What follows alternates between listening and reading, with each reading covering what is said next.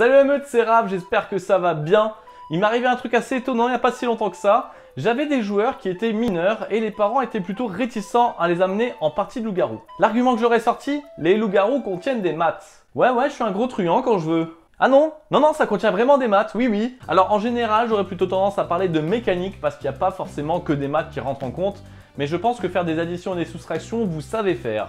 Imaginons il y a 14 joueurs autour de la table.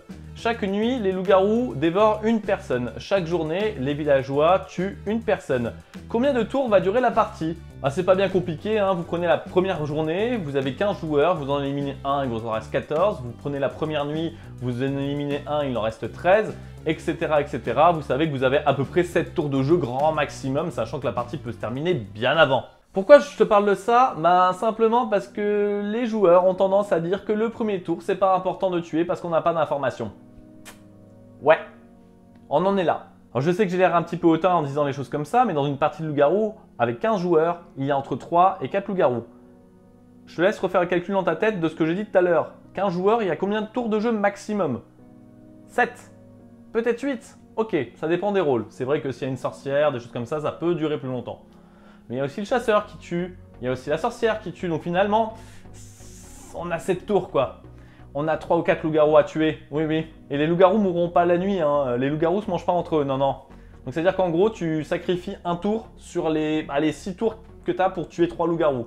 Oui, complètement. Dit comme ça, tout de suite, c'est beaucoup moins intelligent de ne pas tuer quelqu'un.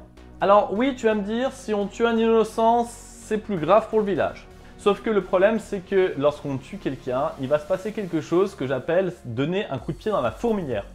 La première journée, tu n'as aucune info, c'est sûr. Mais s'il ne se passe rien, tu n'auras toujours pas d'info le jour 2. Non.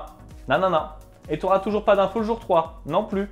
Et si jamais tu laisses les choses couler comme ça en tant que villageois qui n'a pas d'information, ce qui va se passer, c'est que c'est qui va vous donner de l'information, vous les joueurs villageois qui ne connaissent rien à la partie? C'est les loups-garous, oui, forcément. T'as une voyante dans le tas qui va probablement se faire bouffer par les loups-garous dès qu'elle va ouvrir sa tronche. Et le reste des gens qui ont des infos, c'est les loups-garous. En général, hein, je parle pas des parties compliquées avec plein de rôles. Donc du coup, en tant que joueur débutant, si tu dis ce premier tour, je ne tue pas parce qu'on n'a pas d'informations et que du coup, on risque de tuer un innocent, c'est comme si tu me disais, en fait, le deuxième tour non plus, j'ai pas d'informations parce qu'en fait, on n'a pas chopé d'informations du premier tour. Donc du coup, je ne vote pas le deuxième tour. Voilà, on vote jamais et les loups-garous gagnent la partie. Donc voilà, j'ai fait cette vidéo parce que c'est super important que tu votes au premier tour. C'est vrai que tu risques de tuer un innocent, n'importe quel innocent, et qu'à un moment ou un autre, c'est toi qui vas passer à la casserole. Oui, en effet, c'est vrai. Mais si tu le fais pas, tu perds un tour où c'est les loups-garous qui risquent de perdre un membre. La journée, si tu tues un loup-garou, t'es gagnant en fait, même si finalement il y a des risques. Il y a toujours des risques et tu vas toujours te tromper et tuer un innocent à un moment ou à un autre. Alors go tuer quelqu'un. Ouais, j'ai tendance à me répéter, ouais. Alors tu sais ce qu'on va faire? On va faire une simulation de loup-garou. Je me réveille tour 1. Aouh! La journée, je vois quoi? Donc, je connais déjà mes amis, bien entendu. Je vois des gens qui parlent entre eux, mes amis qui parlent avec, etc. Moi-même qui dis des conneries, etc. En tant que loup-garou, mon but, c'est bien entendu pas de trouver les loups-garous, c'est de faire en sorte que les villageois croient que je cherche des loups-garous, de mettre des hypothèses et de passer pour le mec un petit peu bébête qui fait des hypothèses mais qui sont mauvaises. Voilà, supposons. Sauf qu'en fait, il faut que les gens y croient aussi. Donc par exemple, je vais dire, vas-y, on va attaquer Kevin. C'est cool, hein, au moment du vote, peu importe le vote que vous allez utiliser, au bout d'un moment, il y a bien peut-être un loup-garou ou même un villageois qui va être d'accord. À la fin, il y a beaucoup de gens qui vont être là à garder la main levée.